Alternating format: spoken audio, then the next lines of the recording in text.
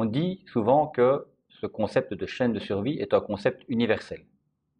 Il faut relativiser cet aspect-là, car tous les pays au monde n'ont pas la possibilité de s'offrir le luxe de réanimer des morts.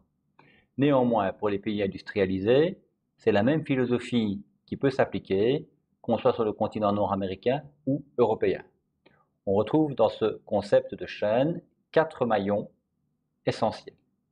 Le premier, l'alerte des secours. On voit sur cette illustration que la victime est toujours debout. C'est l'idéal évidemment. C'est d'alerter les secours avant l'arrêt cardio-respiratoire. On peut espérer qu'il ne surviendra pas si le patient est stabilisé avant que son cœur ne s'arrête. Si ce n'est pas le cas, le deuxième maillon, qui sera la suppléance des fonctions vitales par la réanimation cardiopulmonaire et la relance par la défibrillation précoce. Ces deux maillons sont des aspects techniques auxquels il faut être formé, ou en tout cas pour lesquels il faut être guidé, mais c'est accessible au plus grand nombre. Et enfin, la stabilisation des fonctions vitales par les équipes médicales, tant extra-hospitalières qu'intra-hospitalières. C'est probablement le maillon le plus long pour que la personne puisse retrouver sa place dans la société. Alors si on les voit un petit peu en détail, le premier maillon de l'alerte du 112 est en fait un concept tripartite, où on va trouver le préposé du 112 qui va établir un dialogue avec le témoin, de manière à, d'une part, obtenir des informations qui lui permettront d'évaluer la gravité de la situation et de mobiliser les moyens qui sont nécessaires, et d'autre part, de guider ce témoin, qu'il soit formé ou non, pour la réanimation des premiers gestes, notamment la réanimation par téléphone ou phone CPR. Enfin, l'utilisation d'un défibrillateur externe automatisé, ce qui sous-entend que ce défibrillateur soit disponible et maintenu en état. Tout ceci est donc une démarche de communauté pour la prise en charge de cette urgence vitale. Quand on sait que le délai d'intervention du premier vecteur, l'ambulance AMU, l'ambulance d'aide médicale urgente, est en moyenne nationale de 7 minutes. Préalablement à ça, il faut avoir découvert l'état du patient, l'avoir évalué, alerter les secours et que les secours mobilisent l'ambulance et que l'ambulance démarre. On est grosso modo aux alentours de 3 minutes. On est déjà à 10 minutes. Le deuxième vecteur médical, on va parler du SMUR par exemple, service mobile d'urgence, mais en moyenne nationale 12 minutes pour se rendre sur place. Que ce soit pour l'ambulance ou pour le SMUR, il est clair que si rien n'a été tenté avant, le patient a malheureusement très peu de chances de s'en sortir. C'est donc bien une démarche globale, commune, pour améliorer la prise en charge de l'arrêt cardiaque. La suppléance de la réanimation cardiopulmonaire, qui est accessible au plus grand nombre, formé ou non, grâce à un contenu toujours plus simplifié, mais idéalement soutenu par des formations courtes pour être facilement accessibles, multimodales, qu'elles soient en présentiel sur des mannequins, avec des mannequins d'auto-formation, avec des applications sur smartphone ou autres, et répétées. L'idéal est que la formation soit répétée tous les 1 à 2 ans pour que les personnes gardent un niveau de compétence assez élevé et surtout gardent la confiance dans leurs compétences et dans leur aptitude à agir.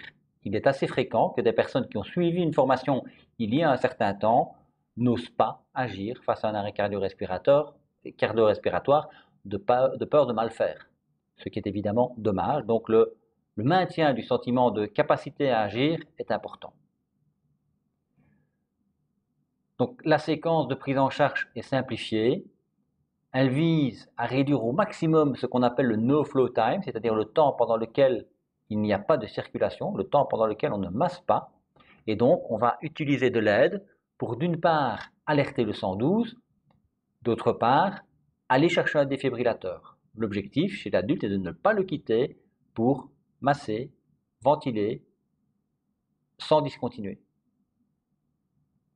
Dès que le défibrillateur arrive, et il y en a de plus en plus disponibles, dans toute une série d'endroits. On voit ici la gare de Bruxelles, la gare de Midi, avec un défibrillateur en français et en néerlandais, des défibrillateurs dans des galeries commerçantes, dans des institutions, dans des centres sportifs, mais maintenant même sur la voie publique.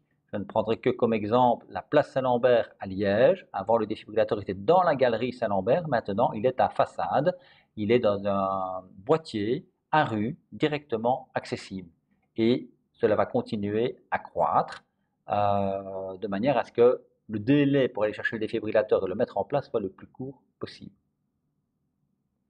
Enfin, la stabilisation médicale en Belgique, elle se veut à 2 niveaux. Donc au-delà de l'ambulance AMU dont je parlais tout à l'heure, il y a 2 niveaux de médicalisation.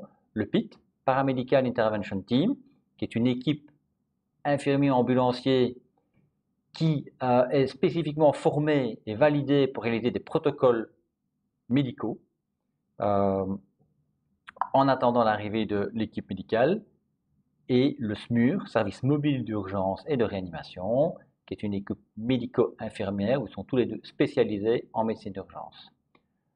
Le PIT pourra transporter le patient, ce que le SMUR ne fera pas. Il accompagnera ou le PIT ou l'ambulance pour l'hospitalisation du patient.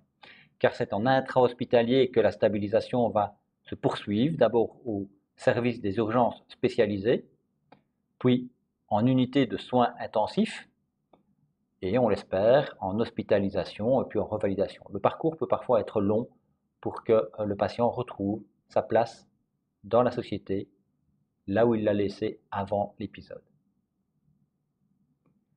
En guise de synthèse, on va retenir que chacun des maillons de cette chaîne est essentiel. Il ne faut pas oublier que la solidité d'une chaîne se résume à son maillon le plus fragile. Et donc, il faut investir en temps et en énergie sur les 4 maillons. Ce qui est frappant, c'est que 3 des 4 maillons appartiennent avant tout à monsieur et madame tout le monde. Bien entendu, les professionnels de la santé et les futurs professionnels de la santé doivent être des moteurs de conscientisation, de mobilisation, de formation pour que le plus grand nombre ose agir. Merci.